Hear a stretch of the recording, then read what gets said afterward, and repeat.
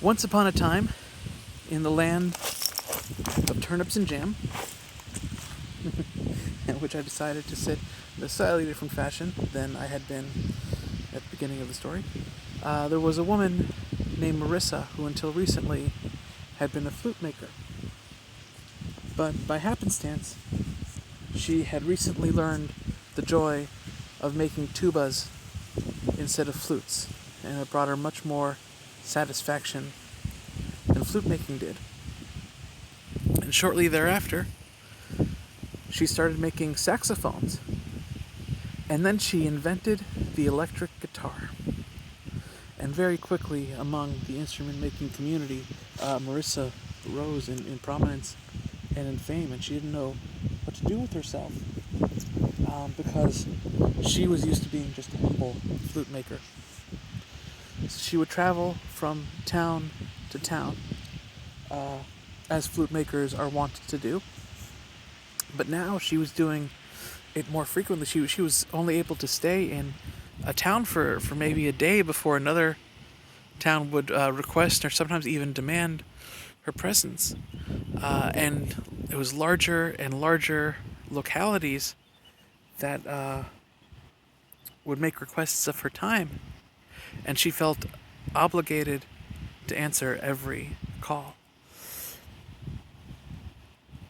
And one day, as she was walking along a country road between two such towns, she saw a man sitting on the side of the road. And this man did not look like he was in a very satisfactory situation. He didn't seem to have very many supplies at all. He didn't look like he had clothes aside from what he was wearing on his back.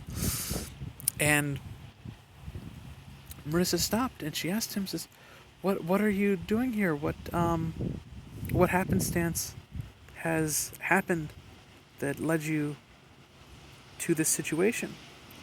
And the man looked up and he said, "Well,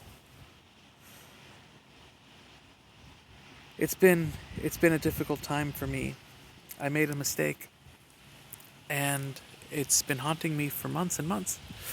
And Marissa said, "Well, don't you have your dance?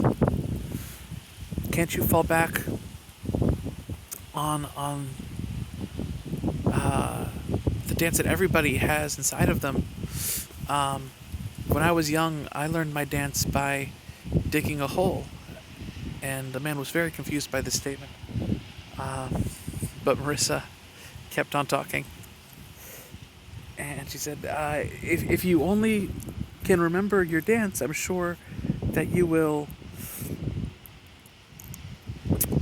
figure out what you need to do and take the next step to rebuild your life. And the man said, "Please don't talk to me about dancing. I used to be a flute maker. I know all about dances. That won't help me now."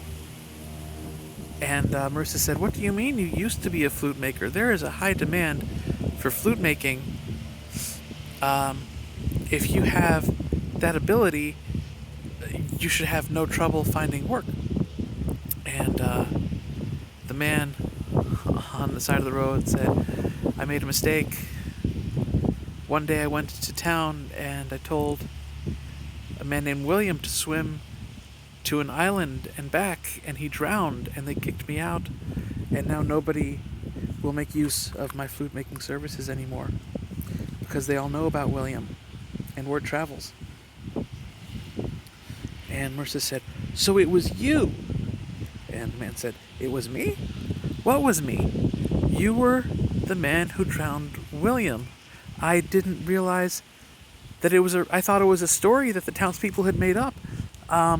You're the reason that I'm able to make tubas and saxophones and electric guitars." And he said, "What's an electric guitar?" And she said, "It's this, I'll show you later. But if it wasn't for you ruining your life, I would never be in the position that I'm at now." And the flute maker says, well, does that mean that you owe me for all of your success? And she says, well, not all of my success. It was certainly some of my hard work as well. But I can't allow you to stand by the side of the road like this. So Marissa brought the former flute maker along with her to the next city. And in that city, she taught him how to make saxophones and how to make electric guitars, but she didn't teach him how to make tubas, because that felt wrong. And aside from Marissa, this man, who had formerly been a flute maker, was the only person in the land of turnips and jam who could make guitars.